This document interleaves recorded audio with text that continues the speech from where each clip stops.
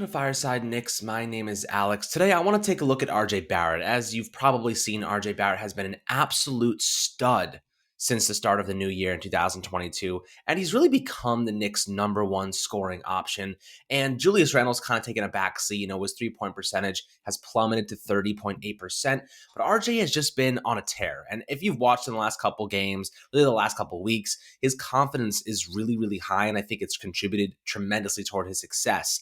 And I think, Julius Randle kind of offering him the opportunity, really maybe not even offering, unwillingly giving him the opportunity to be that number one option has said a lot about his growth and development, but also Julius Randle's regression this season. Randle is not doing so well to start the new year, 17.5 points per game, 10.1 rebounds, which is still solid, but he's shooting 25.5% from three-point range, which is absolutely abysmal and really unsustainable for the Knicks because they need a top scorer. They need that number one guy to really help carry them the rest of the way. This season, it's a long season. He is still averaging 36.3 minutes per game, which is up about a minute from December and 2 minutes from November.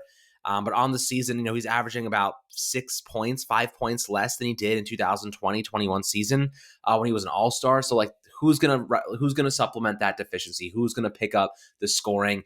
And not only has Barrett really impressed me lately, but he's also shown that his confidence, just the way he speaks, he's humble. He contributes, to the team mentality, which I think is really, really a big part of his growth as a leader. Not just a player, but behind the scenes as a leader.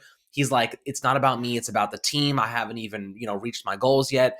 I still have a lot left to prove. And I love that about RJ. He's always working. Tom Thibodeau always says he's on his horse. His work ethic is phenomenal. He puts the time in, puts the effort in on his mind and his body and his fundamentals to become a great player. Now, I want to give you some analytics to start the new year, right? This season, really, 2022, the start of the new year, has been another level for RJ. This is the best he's ever played. By far, the best he's ever played over a consistent amount of time. Now, RJ has had flashes, 30-plus points, really looks great for a game or two, and then he goes cold, and then suddenly doesn't have the confidence. They're not trusting him enough. He looks freaking awesome right now. He actually is carrying this team. They've won, let's see, 1, 2, 3, 4, 5, 6, 7 games, or 6 games in January. They've lost 5. So they're 1 game above 500 this month. But what he's done to elevate this team and really help win games has been tremendous. Against the Clippers, he was unbelievable. 110 points the team scored.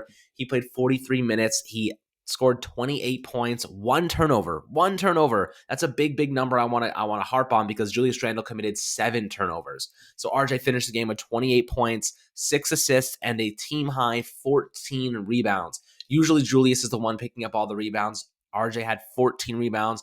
He shot 60% from three-point range. I mean, looking at him, he was incredible. This month, he hasn't gone a game without scoring double-digit points. He has 3 games where he scored 30-plus points, which is pretty damn impressive in my opinion.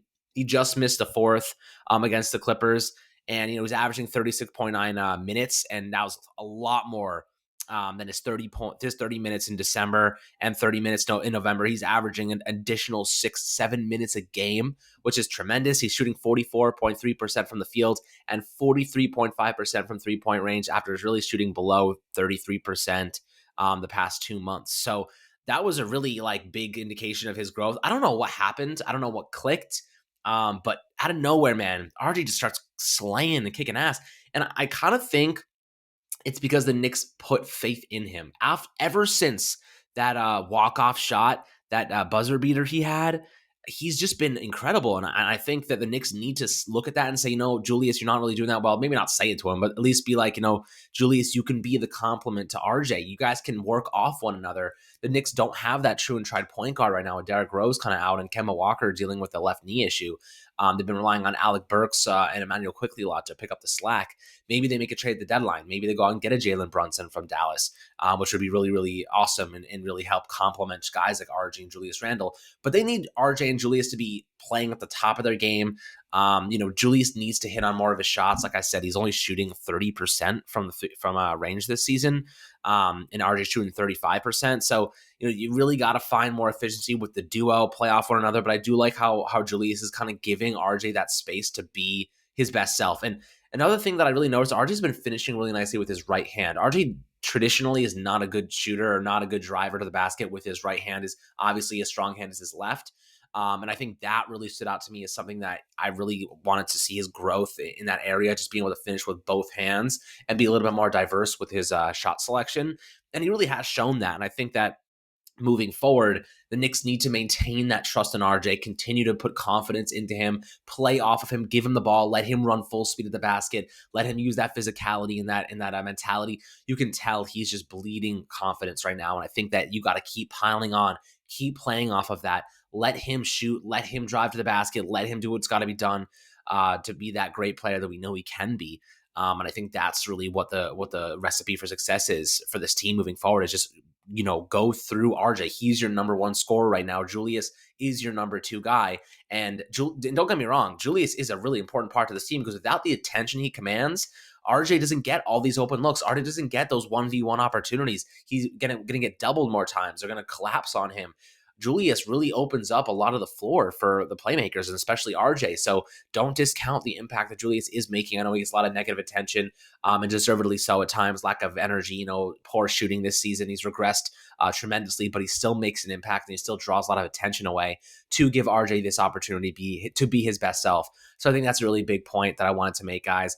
But I'm interested to hear what you guys think about RJ moving forward. Do you think he can maintain the success? Obviously, third year, this is the type of growth we needed to see from him, and I'm excited to see what he can accomplish in the future and hopefully maintain this consistency of production and efficiency for the remainder of the season and really prove to us that he is legitimate. He can be that star next year if they want to bring in another guy to help them. Maybe it just takes a season with the chemistry with Fournier and all these different players. And injuries obviously have taken an impact as well. So I'm curious to hear your thoughts. As always, make sure to like and subscribe on the YouTube channel. I'll catch you guys on the next Fireside Knicks episode.